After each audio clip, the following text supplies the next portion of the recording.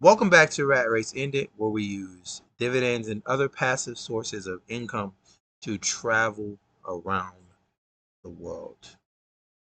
So today what I want to do is I want to give you guys my strategy for um, Yieldmax ETFs, and I would say Defiance ETFs as well, even though I don't only Defiance ETF I have right now is SPY-T, and I have a little bit of QQT. I'm sorry.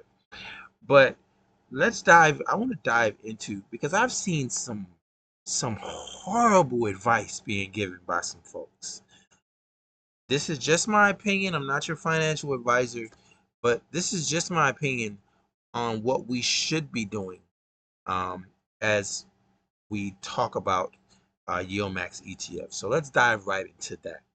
All right. First of all, I've seen people on this YouTube platform telling people basically to jump in, jump out, jump in, jump out, grab an ETF this day, the next day they're doing something different, and then they're selling for a loss. They're taking a loss on all of this shit. They've switched their portfolios 50,000 times, and they're going to keep getting burnt because they don't make sense.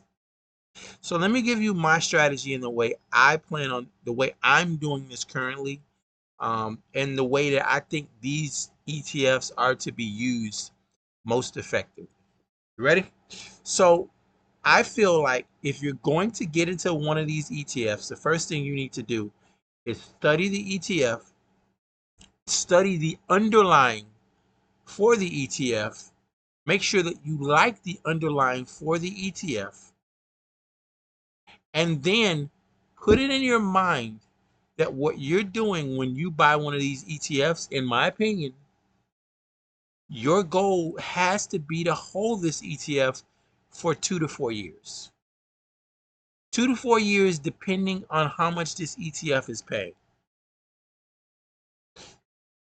If you're talking about a SPY, actually with something like SPY-T, it's even longer. It's more like 6 years. Because to me, the goal for these ETFs should be to hold them until the dividends are able to pay you back what you've put into this ETF. And actually, it's a little bit less because if you're reinvesting the dividend, you're going to get more shares. So it's going to give you more money quicker, right? But if you're just taking all of the money, the goal should be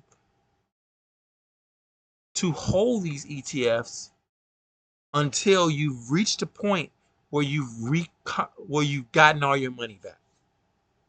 Now you're sitting there with a paid off asset and you can hold it forever. This is why I think these are good in a Roth IRA. You don't got to worry about the tax implications, none of that. You stick it in there and leave it alone.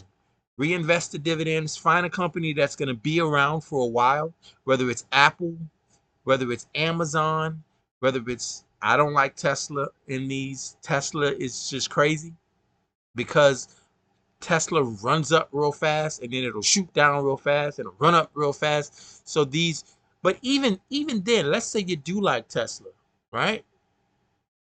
Understand that you're going to be holding this for 2 to 4 years because you want this to pay you back.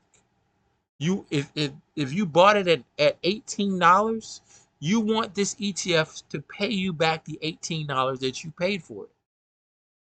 So if you're getting $1 per share every month, it's going to take 18 months before it completely pays itself off, and now you're left with the asset. Jumping in and out and out and in and this day out and that shit is stupid. That makes absolutely no sense. And I've seen quite a few people that call themselves giving other people advice on this platform, and that's what they're doing. And it makes literally absolute no sense. But that's just my opinion. I could be wrong. I'm not an expert, but it doesn't make sense to buy Alti today, hold it for a week until you're down. Now you sell while you're down, you jump into something else, You keep that for a while. Now you're down. And then you sell that. You're still down from OT and the other one. Now you jump into something else. And then that something happens in the market. And shit is it's just stupid. Just like regular investing. Jumping in and out and in is a good way to lose money. This is why the best investors are dead.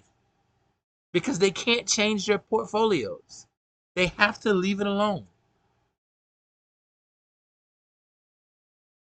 But that's just my opinion. Let me know how you feel. I'm out of here. Peace.